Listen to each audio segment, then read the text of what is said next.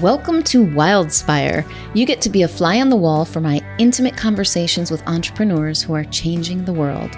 I'm your host, Stephanie Benedetto, coach, storyteller, and unmarketer at The Awakened Business, helping coaches and change-making entrepreneurs unleash their inspired message and share it with playful unmarketing.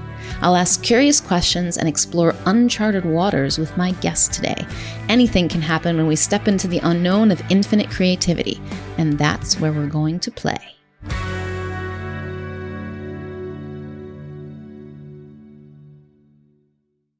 My guest today is Tad Hargrave of Marketing for Hippies. We talk at length in this conversation about niching and what he calls hub marketing, which is leveraging other people's audiences in order to connect with the clients that you're here to serve. Now, Tad is a guy who makes marketing look easy. Seriously. He rattled off dozens of suggestions, literally, for marketing in different niches without batting an eye. And it's no wonder that he's known for puttering sessions where you can hire him to give you coaching advice while he does the dishes and cleans his house.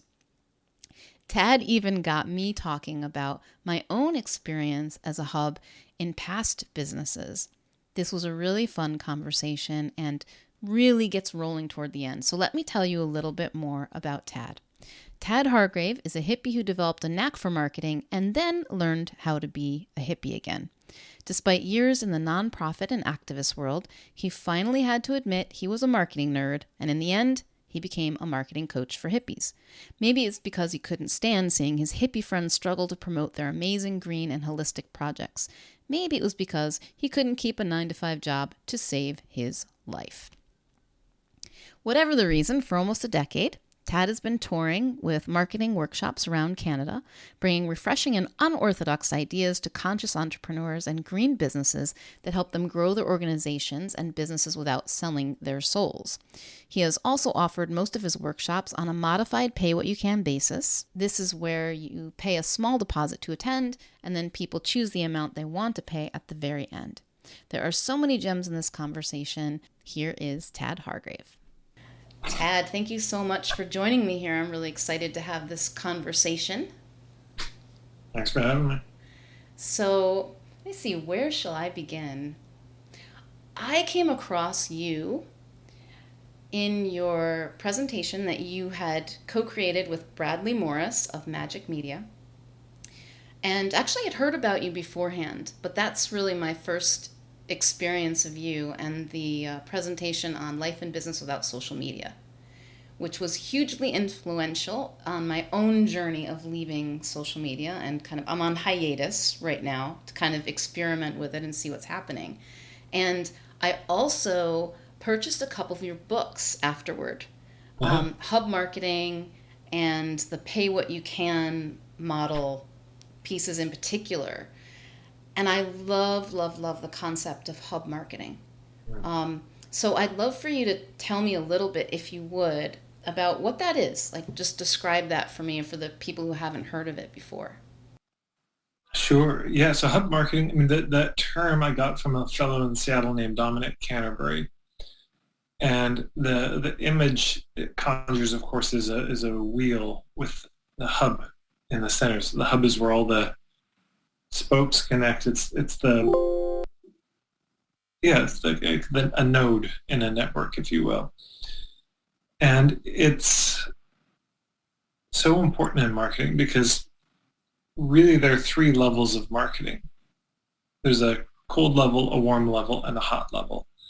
And the cold level is where you're just approaching strangers. And it doesn't work that well. This is the cold calling, cold approach, cold, knocking on doors. You put in 10 units of effort, you get 1 unit of reward. So it's not a sustainable anything. Then there's the warm level, and this is the hub marketing level. So this is where instead of directly trying to approach somebody, you maybe find somebody they're already connected to and go in that way, or you find an event that they're all at and you go to that event, or you find the publication they read and you start to write for that publication. So just the understanding that your ideal clients are already to be found somewhere. instead of saying, hey, shine the light over here, you look at where the light's already shining and you just walk over and stand in it. You know that there's certain people who are very well connected, very well respected by the people you want to reach. And if you build a relationship with that person, that one relationship could turn into 10, 20, 100 clients over time. And yeah, so that's an important thing. And then there's the hot level. And the hot level is where you've become a hub. The hot level is now you're the hub in the wheel. And this is the word of mouth marketing level where you have a very strong reputation and people just send you business. And you don't have to actually work hard. You put in 1 unit of effort, get 10 units of reward. So that's what I've come to see over the last while. And it's not uncommon. I mean, it's something we do see a lot of. It gets talked of in different ways: joint ventures, strategic partnerships, alliances, cross-pollinating. There's a lot of ways to look at this. But basically, it's this idea of instead of trying to do everything solo, you work more in partnership. Cool.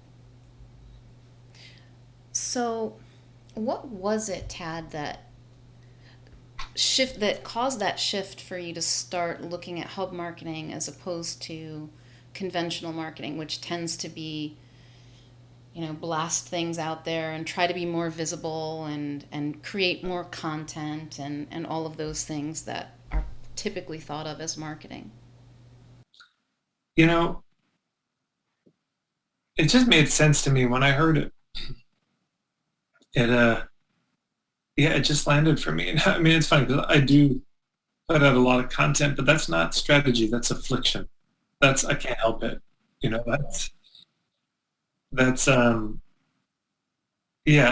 written a lot of ebooks, but I never did it thinking, boy, this will really get me clients, or even particularly make me a lot of money. I just knew that I had something to say, and I needed to say it, and I knew long term it would all probably be useful, but it wasn't strategy. But I remember when Dominic laid out this idea of hub marketing, I just thought nothing's ever made more sense. And still to this day, I don't know why this isn't a core part of so many marketing trainings out there. It's a really big deal in terms of just leveraging one's time instead of because people, I've just seen it and I felt it. The approaching strangers, you just feel like you're failing all the time because you are failing all the time because you're trying to hit home runs all the time. And that's not how baseball works.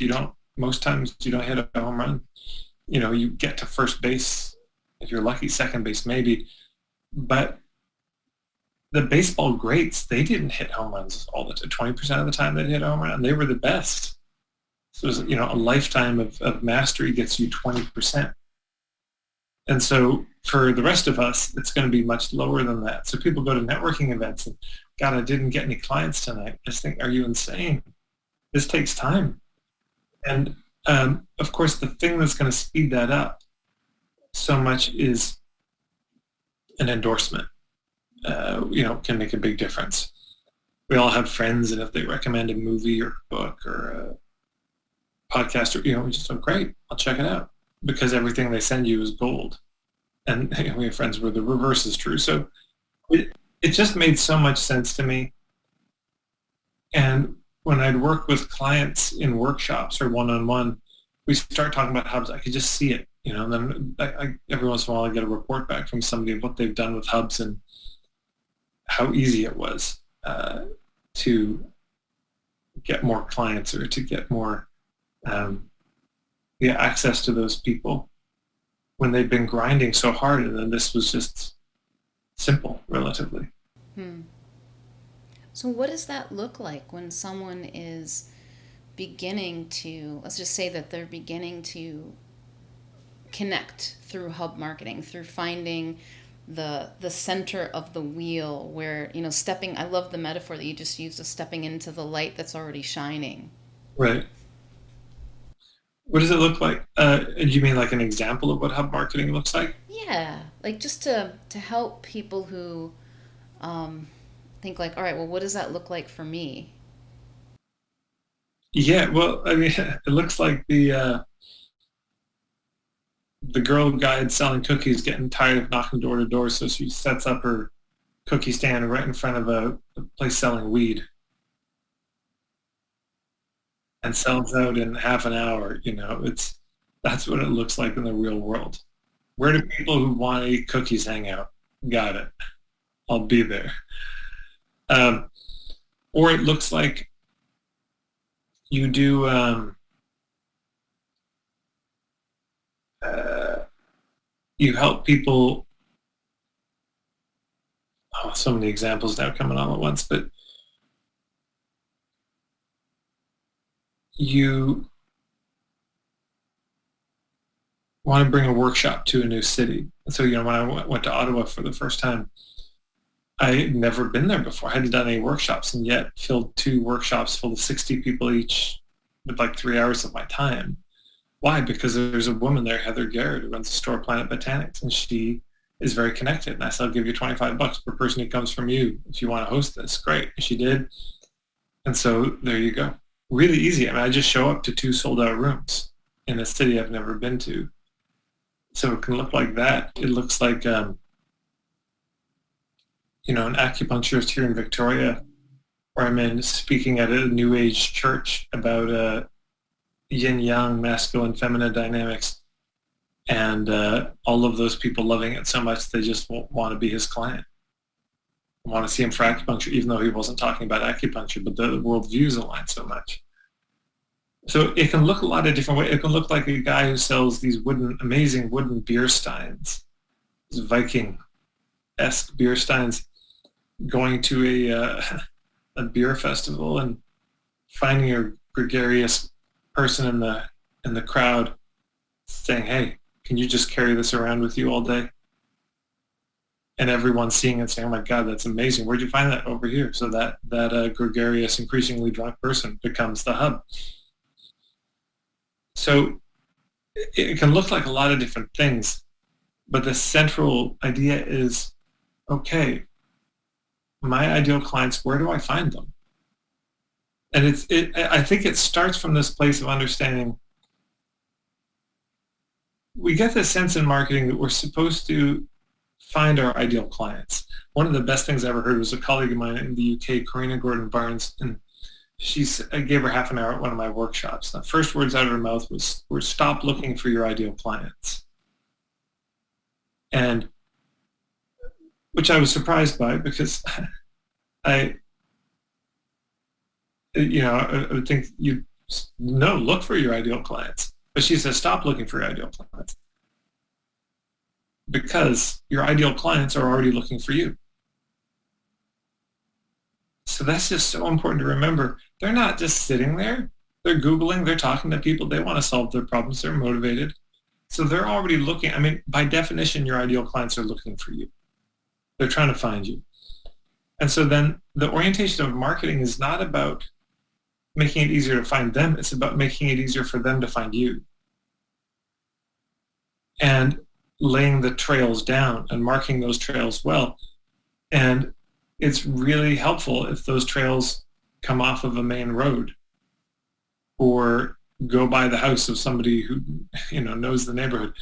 It's this hub marketing, no matter what tactic you attach it to, it makes it work better. So if you want to, you could tweet something to your own list. It'll get so right now, just 3 hours west of here, they're attempting to clear cut some old growth forests. And there are a lot of people blockading and trying to stop it. So if they tweet about it, well, they've got whatever following they got. But I believe yesterday or today, Leonardo DiCaprio tweeted about it. That's a whole different order of business. Mark Ruffalo tweeted about it, or has been, so bless them both for doing that. And it's, or speaking. You could have a crowd of your people and speak to them. But then next time you do a gig, the same gig, those people aren't going to come. So you map that out pretty quick, or you could speak at other people's events and other people's crowds, and there may be no end to that. The number of other events you could speak to where they've done the heavy lifting of bringing the people in. You could write an article, put it on your website, and it sits there lonely for the rest of eternity, ignored, or you could post it on a website where your ideal people are. So on and on and on. Any tactic you think of, networking, you could go to a party and spend the whole night trying to meet everybody, or you could walk up to the host and say, thank you so much for hosting this party. I'm wondering if you can help me out. I'm trying to find anyone who's connected to these sorts of people. So you go to the hub of the party, ask them who the hubs are for your people. You find out pretty quick if there are any hubs or not. And if there are, then you go talk to those people, and you saved a lot of time. And it's a much better use of your time. So any tactic, you attach hubs to it, it will make that tactic work a lot better. It's such a simple and yet very. What do you see as the way that you just start talking about it, Tad? It's very creative, and you just spun. I don't know. Did you give me just a dozen examples in a couple of minutes? Basically, it was really pretty cool. It's very cool. What do you see as the biggest obstacle people have when they say, "All right, great idea"? What's the biggest challenges that they run into when they choose to do this? Well, okay, so we have to step back a bit, because if the heart of marketing is really about making it easy for them to find you, the presupposition is that we know who them in that sentence is. And that's almost never the case. I do these puttering sessions, one-on-one coaching sessions. I do them while I tidy. So I'm tidying, they're talking. And anyways, my home has never been tidier. Oh, so you are literally puttering while literally. I love that. I'll give you a discount for coaching, but I get to do the dishes while we talk. And I would say, without exaggeration, at least 95% of those calls are about niching. They're about trying to figure out who you're trying to reach. Because, yes, abstractly, the idea of hub marketing is compelling. But then the next question is, well, hubs for whom? Who are you trying to find? And what that turns into very often is, well, everybody. Or they say everybody in a way that they think means somebody, but it actually means everybody. Like, oh, well, I work with people who are stressed. I work with people going through transitions. I work with people who are really ready to do the work and take responsibility for their life. I work with, and it's everybody. We're back to all humans who've ever lived. I work with men and women. Okay, well, it's just everybody. So that's the trouble. People are trying to please everybody, reach everybody. And I mean, if you're interested, I can give you the hubs for everybody. It's easy, everywhere. There you go. That's the hub.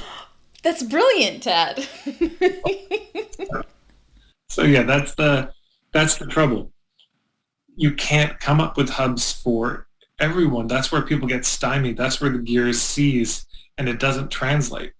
But if you give me a really specific target market, the hubs just unveil themselves. Cool. Are you game for doing a couple demos with a few of my client playmates? Okay. Yeah. So first is Claire, who is a transformational life coach who calls herself the Queen of Calm. She helps her clients move from overthinking and overwhelm to feeling calm and thinking clearly. So most of her clients are, and here's where I'm going to get even more specific than she said to me, because I know a little bit about her business. So they're midlife women who are stressed out and anxious. I think that they're female entrepreneurs, from what she said. So let's start there. Like, what comes to mind, and what questions would you have for her to maybe help make this even more productive? Well, could you read that first part again? Yeah, so she's a transformational life coach, calls herself the Queen of Calm. So she helps clients to move from overthinking and overwhelm to feeling calm and thinking clearly. Okay. So there's a niche thing here that is where there could be a bit more clarity. One is, I think there's a difference between overthinking and overwhelm. Overwhelm is the experience that people have. Overthinking is probably her diagnosis of what's going on. Unless they're aware they overthink. If they're aware they overthink, then that's a symptom. But that's the big question to ask: is this a symptom or is it my diagnosis? So there's that, and then what was the result? Helping them to. Right, okay, so basically from overwhelmed to calm sounds like the journey. So the challenge is, with that alone, we're basically back to everybody. Because I don't know if I know many people who are not overwhelmed these days, or let's say in the last 10,000 years. I mean, in the dominant societies anyway. You go back to some hunter-gatherers, you might actually not be able to find anyone who's overwhelmed. But these days, that seems to be going around.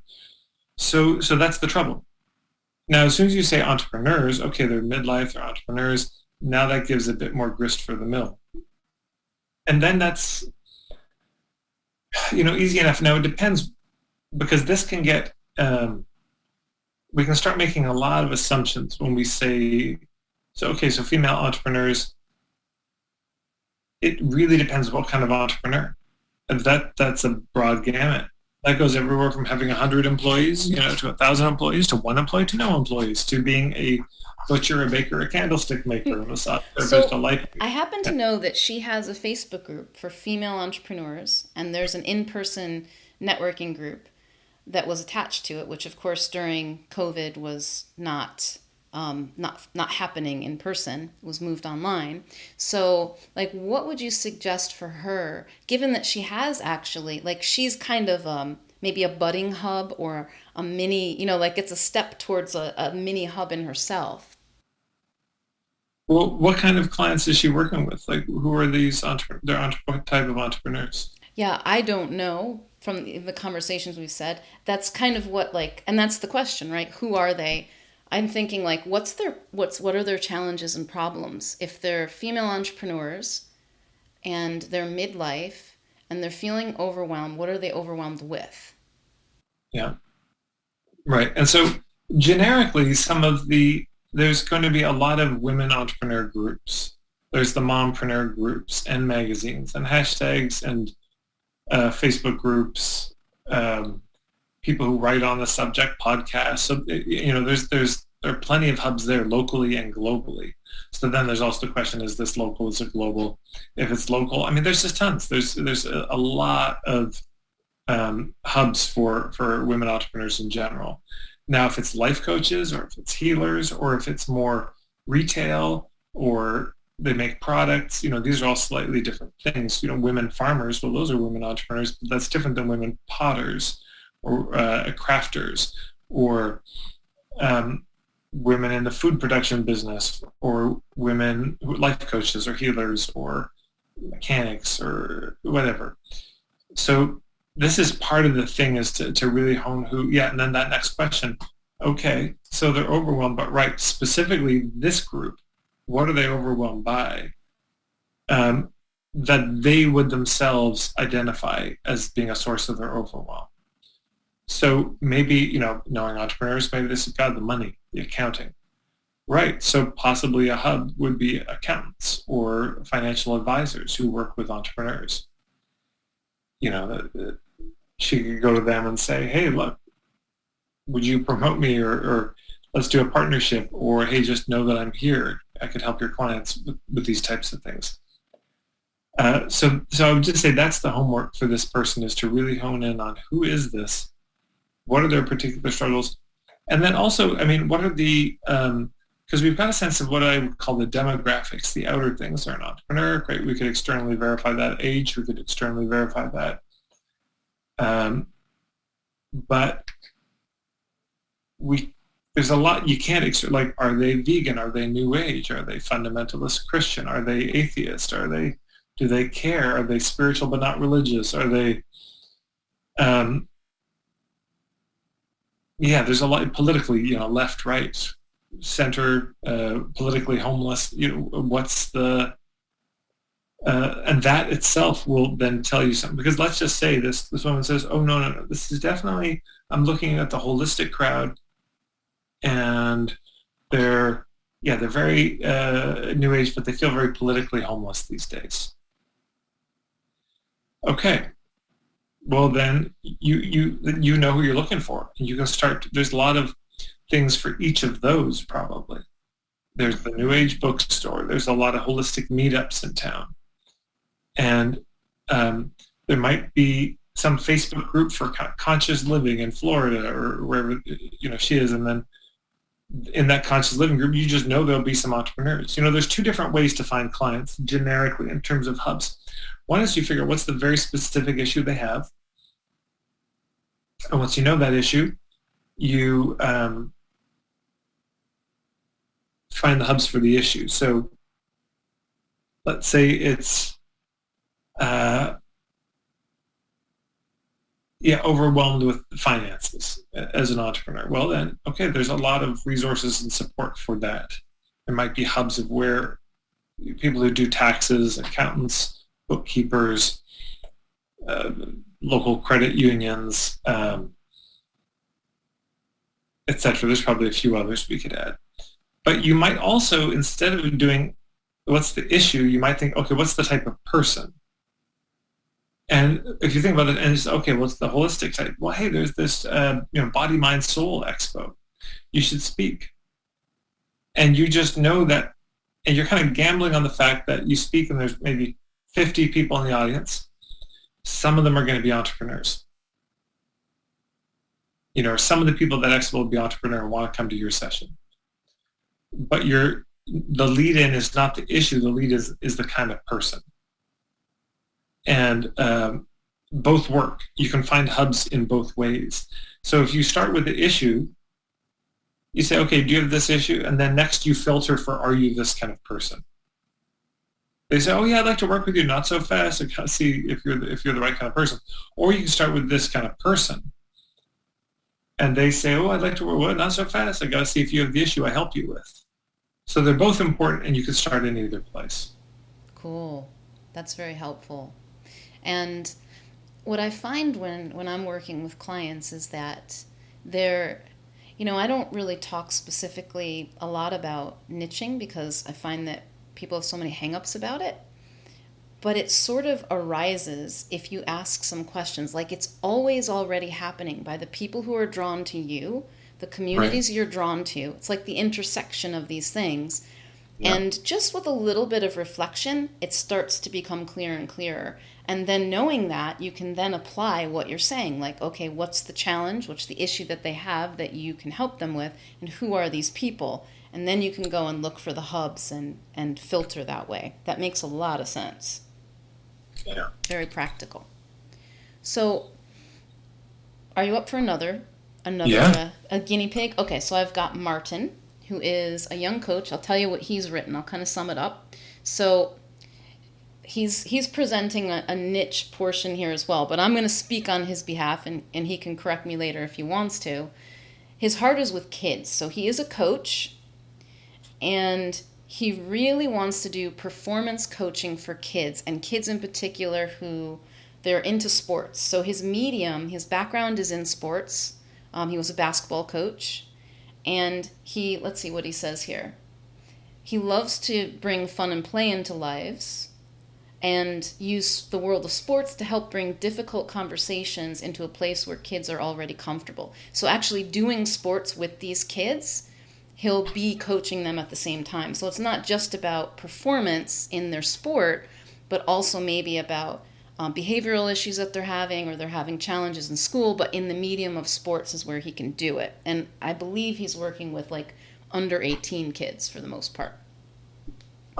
Yeah. Okay. So then first of all, I'd be curious. This is just a little niche in coaching tip is, it's good to get what are the top 3 issues? So what are the top 3 behavioral issues? What are we talking about? Because the challenge is, let's say he were to say that, I help kids with behavioral issues. What if I were to jot down the top 3 in my mind, and you were to jot down the top 3 and somebody else, we might not have the same list, and he might look at it and say, "Oh no, I didn't mean that. I meant this." So it's good to say behavioral issues such as so that would even help clarify. But okay, so I mean, I could make my own guesses of what that means.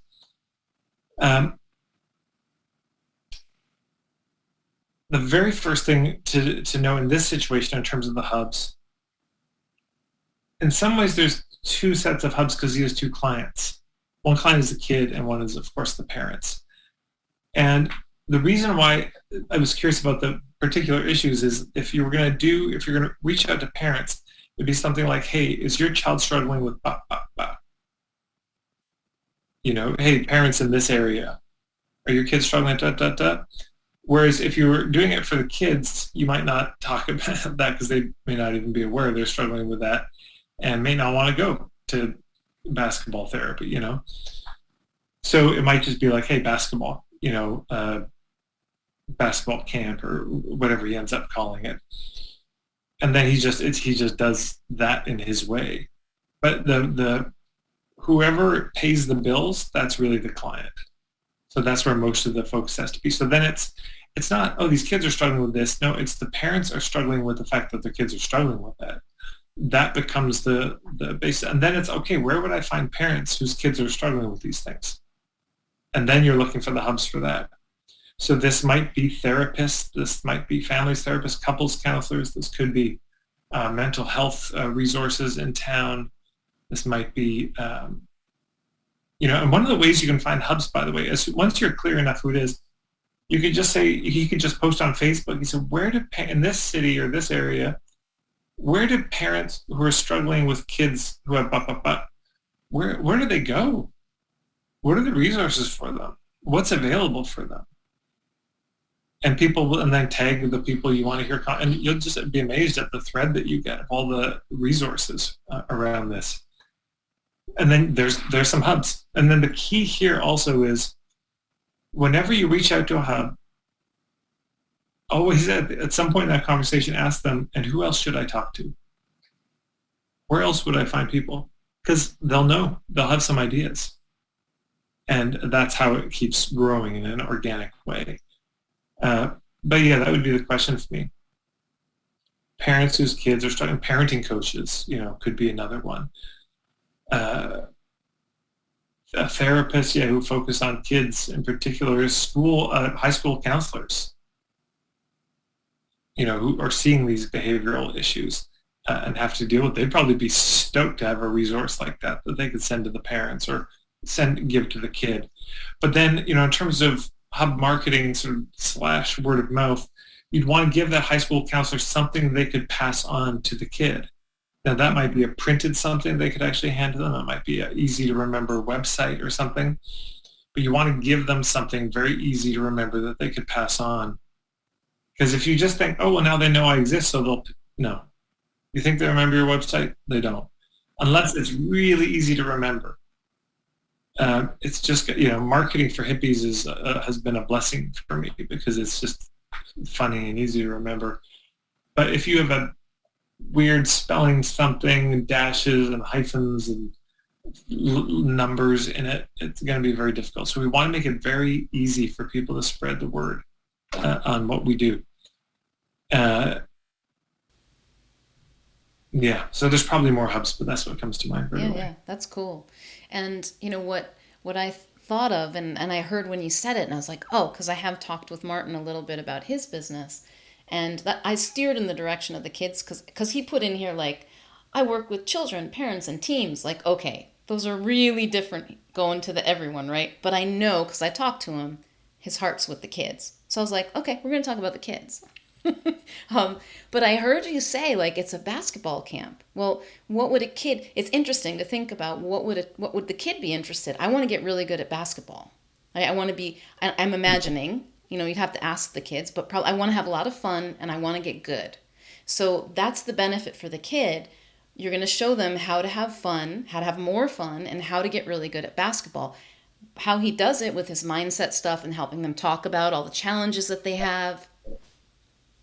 Totally.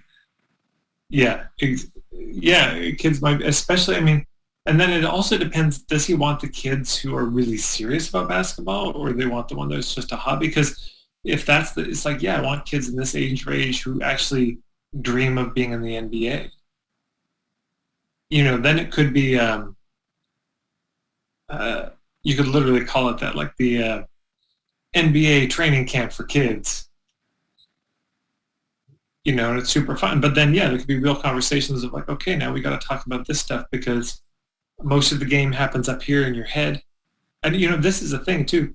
I guarantee, and he probably already has some of these, but just hit YouTube and, I don't know, search basketball players saying wise things or something. You probably find like your motivational talks from basketball players or basketball coaches. But, if you had Kobe or if you had Shaq or Michael Jordan, inspirational quotes from basketball star players, and them talking about the inner game, them talking about how that's the most important part of it or something like that. He could be showing those clips. So it's not just him, but it's like, look, that's using hubs too, by the way, of course, sort of internally, but let me read you something that this person said. Oh, wow, that's true. Well, if I want to be on the NBA and that's what they say, then I better take this exercise seriously and go do that journaling right now. Yeah. And I could just see that being a way to appeal to the kids, which at some point you got to get the kids buy-in, at some point, if not first, later, and Yeah. and also the parents, because you can frame it in such a way or have different pieces of marketing, right, for the different groups. Like one that goes to the kids is going to be focused more on their goals, and the parents it's more about perhaps maybe the parents, we don't know what the parents' goals are, right? If it's training for the NBA, they probably want them to make the NBA and they see that their child has these talents Yeah. and strengths and they want a performance coach. And that's a really important thing to get clear on. Which do you want? Do you want to be training kids for the NBA, or do you want kids with struggles? And which is both. I don't know actually what his answer would be to that, but it's a different thing. And let's say you're saying, I really just like the therapeutic aspect of it, and suddenly these parents are like, I don't think these drills are really going to get my kid NBA ready. Oh, but that's not really the most important thing. You're in trouble. Or if what you want to do is get them ready for the NBA, you really want to focus on the performance, and the parents like, I don't know how to say it, but their behavior really hasn't improved, so I just think you need to up the therapy portion. And you're like, oh God, that's not what I want. Or maybe it's a mix of both.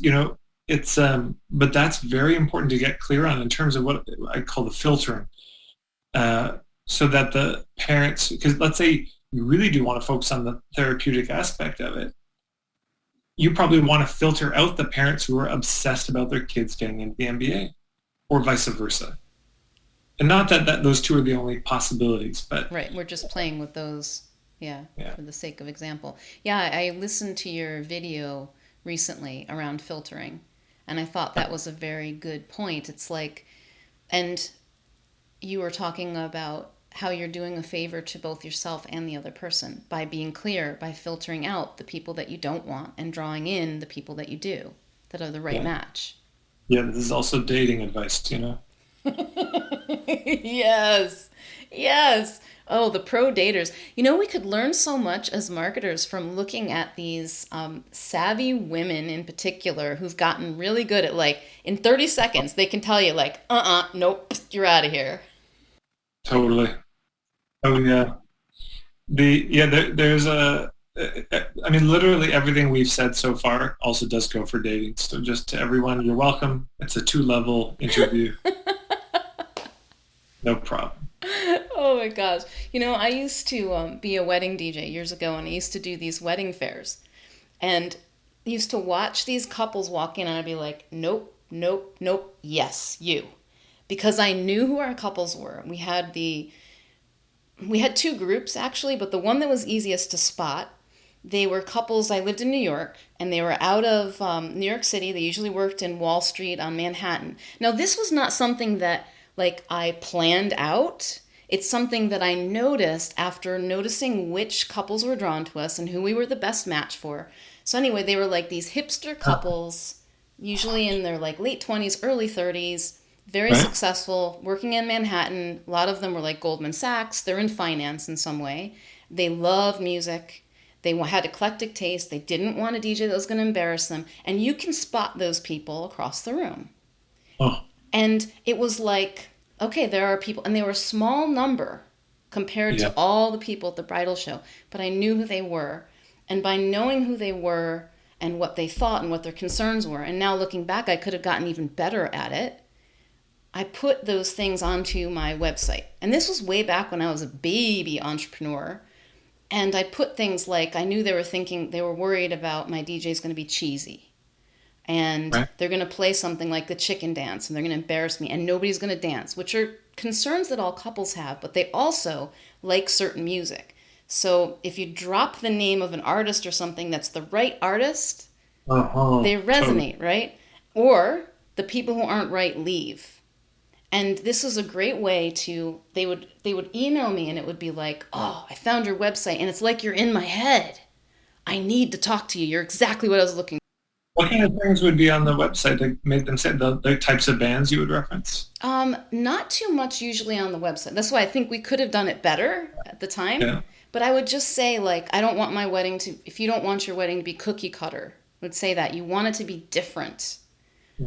There are songs that you really love and you want to make sure you hear those artists, but you really don't want to be cheesy. The idea of, Plastic Lace, and this was, we're talking about like 15, 20 years ago, there wasn't a non-cheesy DJ thing at the time. It was mostly like all of the DJs were Hawaiian leis and inflatable guitars, and that was just the way it went. We didn't have fancy computers and MP3s yet, right? So and vinyl wasn't coming back. Like now, vinyl is cool, Right. right? Like real spinning. So it was a whole different world, and we were one of the first in the area outside of New York City that started talking about we're not cheesy, Uh, and people resonated with it because there was a market for it. My ex-husband, who was doing it with me, was a guitar player, so he was cool, right? Like he was kind of a rock star. So all of yeah. these things we had to discover over time, but I was paying attention and learning about marketing, right? So it let us dominate to the point where we became a hub in our Right. Yeah. local area. We gave referrals to other DJs. We gave Wow. referrals to photographers and videographers that we like to work with. It just, and officiants and the whole shebang, because we were one of the first people that they would find.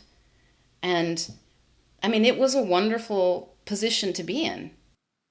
No doubt. Now, I'm curious if you were to go back and change anything about your booth at those shows, what would you change about the booth that you think would have helped? Oh, we hated the Or, booths. We hated the bridal shows. We stopped doing them after a while because we didn't have to. yeah. Um, I think, geez, what would I change? It wasn't different enough. It didn't really say, I think I would say something that probably would have pissed off all the other DJs. Like, we're against this, this, and this, basically. And the DJs right next door would have all of their party props and their things, and we would say, nope, not us, big X on that. And it's all this is the non-cheesy DJ zone. Like this is where you come because people respond like they would laugh when they heard us say that we're the non-cheesy DJ alternative and they would laugh. Yeah. They got it. They knew what it was about and the right people stepped forward. So that's what I think I would do. Be kind of obnoxious. But and I could even see having which you could update. Like here are the bands we're digging these days, and just have a list of those bands that they could see from a distance. Yeah. Yeah, songs we promise we will never play at your wedding. Yep. Like a list like that. So this is a good example of what filtering is looking like. And I hope everyone just heard what Stephanie said about this. They started out kind of marginal, and then they became the hub. That's the cold, warm, hot progression. The other thing, if I were you starting off, one of the things I might do at the bridal show is, and maybe you did this, I don't know, but is you're at the booth, but one of you goes to all the other booths and meets them and just chats, gets to know them. Number one, so you can figure out who you might want to refer to later, but also it's like, yeah, we're the non-cheesy DJs over here. We don't do the blow-up guitars. We don't do the Hawaiian leis. It's kind of more of a hipster DJ service. And, because then as those other booths get to know you, they can start sending people to you. It's like, yeah, so if you see anyone with like suspenders, wide rim glasses, amazing beards, send them to us or whatever, and walking around with a typewriter, send them to us. Um, that's another way you can do hubs, because all those other booths are hubs. And especially if you walked around and you said, oh man, they share our aesthetic, they share that, and they share it. Maybe there's just three, but you get a really good connection with those three, and it's just, you bring them a sandwich from the local hipster sandwich shop. So, hey, we went and got sandwiches. We knew you'd dig. Oh my God, they're my favorite sandwich shop in the world. Holy shit, how did you know? And all of a sudden, now you're all referring each other at that show. So, and then here's another little hub move you can do if you're interested in, if you're doing trade shows like this, is you could host a party. You could do a gathering where it's like, hey, tonight after the trade show, we're getting a bunch of us together. I mean, then you can just walk around with an invite and you give it who you want to give it to. Somebody else mans the booth for a second, or you send them, or whatever, But you go around and you figure out who do you want to invite. You invite them all, and then boom, suddenly you've got a room full of all these hubs. And what Stephanie said too is, we referred out to photographers, to videographers, to I imagine caterers, to wedding planners, to all these. Those are all hubs. So if you're a DJ and you want to do weddings, you don't just go to the park and look for a couple, say, look in love, are you going to get married? Do you want to DJ at some point? You instead, you make relationships with all those other providers. And this is the niching thing too. We have a certain style. Like I have a friend of mine, Katya Nova, she was a photographer, and she had it was a kind of sexier style, but they would do wedding photos and engagement photos, but they were high end. She had a very specific aesthetic, and they would get flown around the world for this particular thing. So, if you have an aesthetic, if you have a particular style, a way of going about what you do, then you find all the other people, make sure they know, here's who our ideal client is. For the basketball thing, we're looking for these kinds of parents. We kind of prefer more redneck than new age. We prefer more this than that. And then, people know who to refer. But you're telling that to the other hubs. And then, they're sitting there with a kid, the parents walk in, they say, you know what, let me just, here, check this out. Oh, Mom, this sounds amazing. Oh, I totally want to be in the NBA.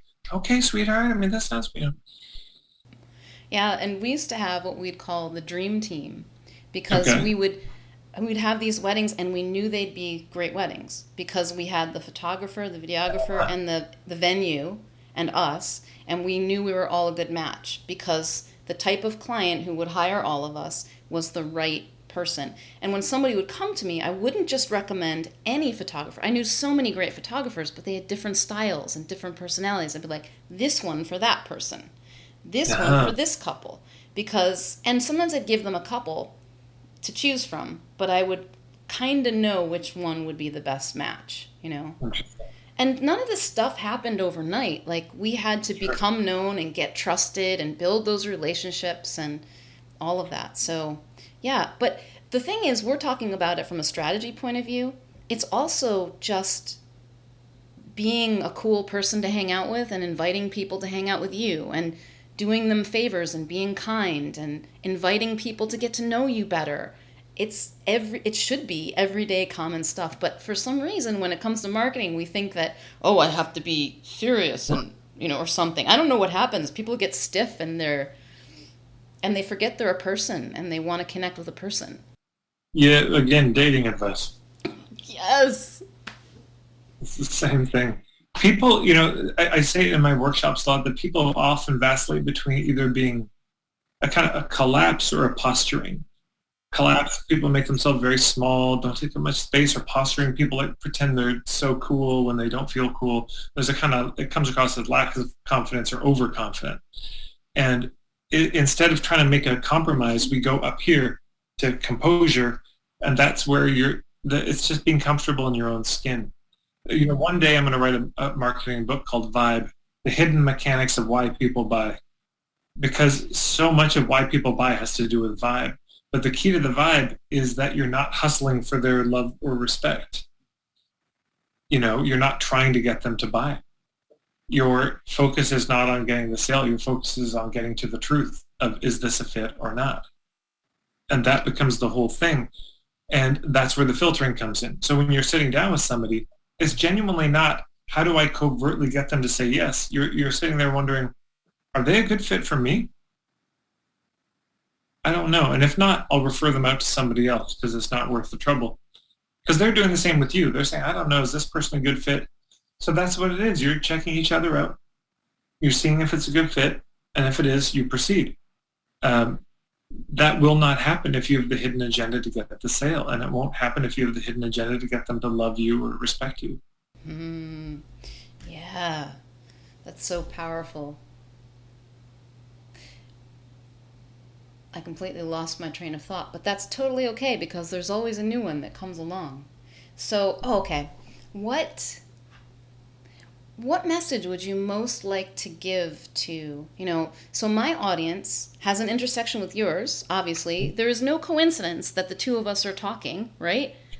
That I have, I really love what you're doing. And I also know that my people will find it valuable and that your people are some of my people. And it's a beautiful way. I love uplifting and supporting. I've been doing this in multiple businesses, and it's worked for me, and it's so fun, and it's so easy, and it's very, very natural because I don't have an agenda. Oh, I was going to say that with clients, I find myself slowing it down, especially one-on-one clients, and being like, okay, don't rush.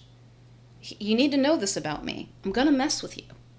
It's going to be good. You're probably going to like it if you're into that sort of thing. But, I'm going to give you a hard time sometimes. I'm not going to take things seriously. We're going to laugh a lot.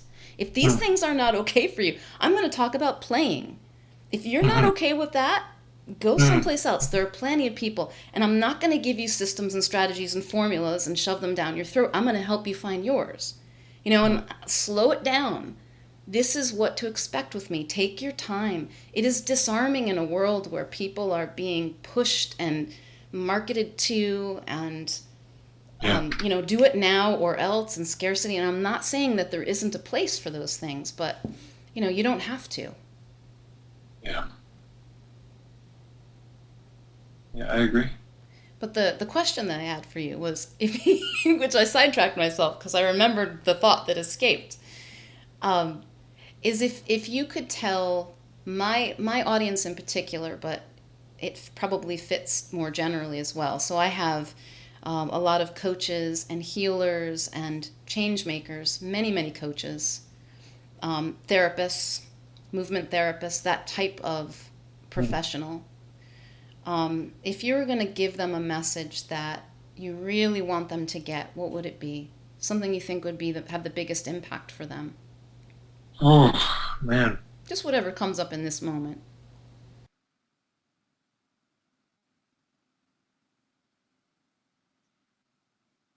Oh, there's so many. Well, I'll just say the thing that came up for whatever reason was I wrote an ebook, a little workbook years ago. The title of it I got from a colleague of mine, Morgana Ray. And it was something she said, and it was, don't market yourself, market your message.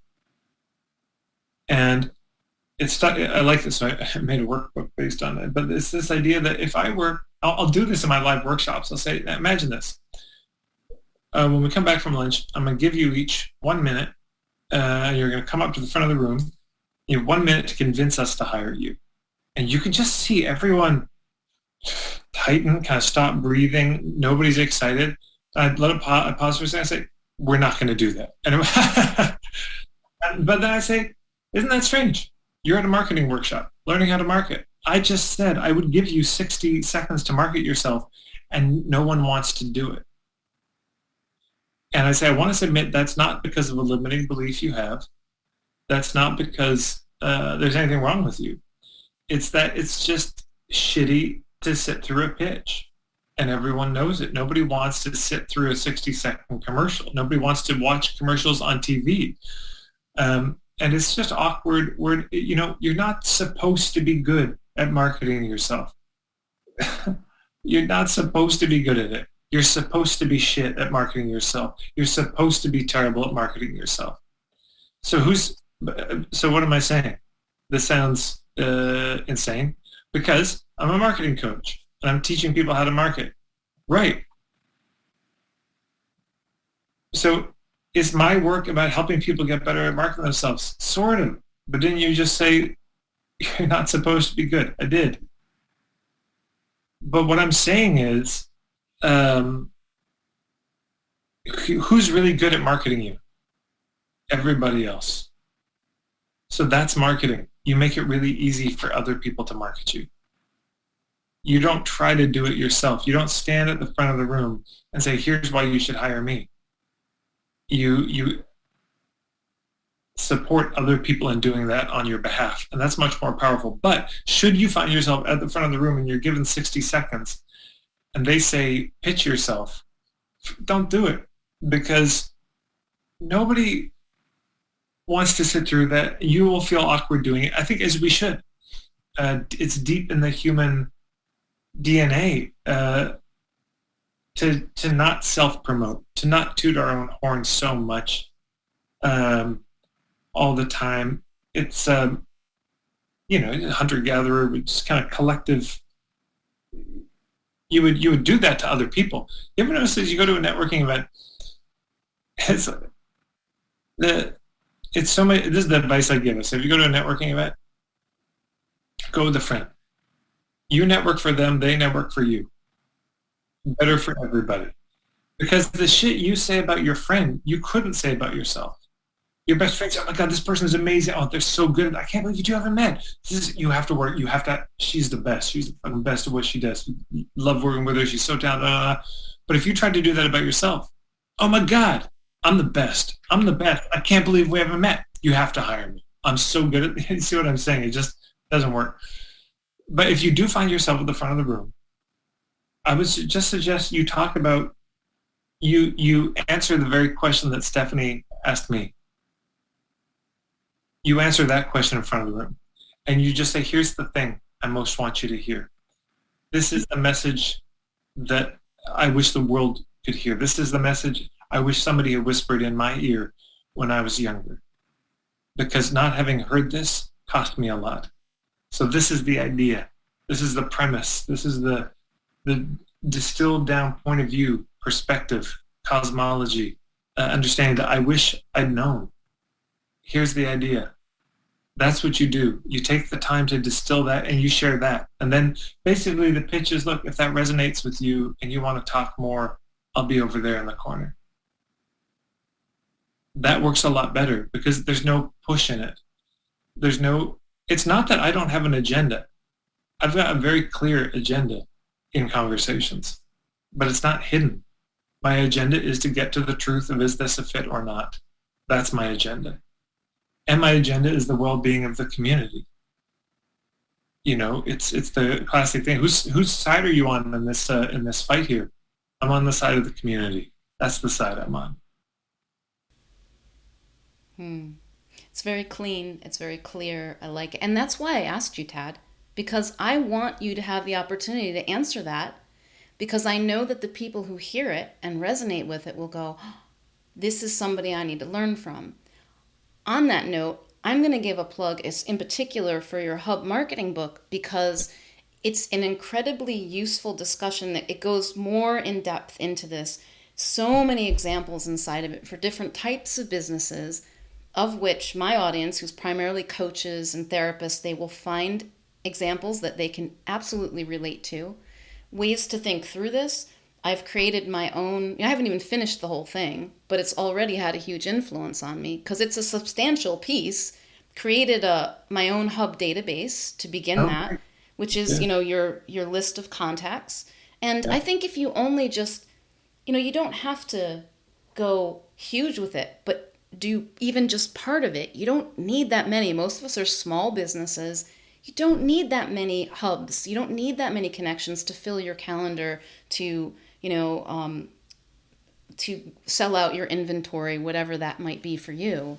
And this is a fabulous resource. So if you're, and you are incredibly prolific, Tad, holy cow. I looked at your different trainings, like you're a machine. You're right. It is an affliction. I like it. Well, and I've been doing it for 15 years full time. So it's spaced out. Yeah, it's good stuff. So, where can people go to learn more about you? The best place is just my website, marketingforhippies.com. And if people want to find out when my next things are happening, marketingforhippies.com/events. I do these puttering sessions. People can hire me. Well, anyways, you can check it out. If you're interested in just getting a one-on-one, one-off session, that's on the events page. And then, then I've got a membership that I do as well, sort of ongoing, and you can check that. That's on the events page as well. So, but there's a ton of free blog posts. I'm on YouTube. Over 1,000 videos on YouTube in different playlists and there's a whole playlist on Hub Marketing if people want to check that out. And all the videos, I've also put them on SoundCloud, so if people prefer just to listen to audio, that's there as well. And yeah. Cool. I will include all the links as well on the blog post that goes with this. Thank you so much, Tad. This has been a pleasure. Well, what a pleasure to meet you, Stephanie. And I hope we get to know each other a little bit better and love to learn more about your business and what you're up to. And thank you so much. Thanks so much for joining me for today's Wildspire conversation. If you'd like to receive a weekly Wildspire email from me filled with inspiring stories, unmarketing experiments, tips for playing your way to impact and income without the hustle and hype, insights from my spiritual business journey, and more, go to theawakenedbusiness.com/wildspire. Until next time, may you know yourself as the gorgeous wild creation you are.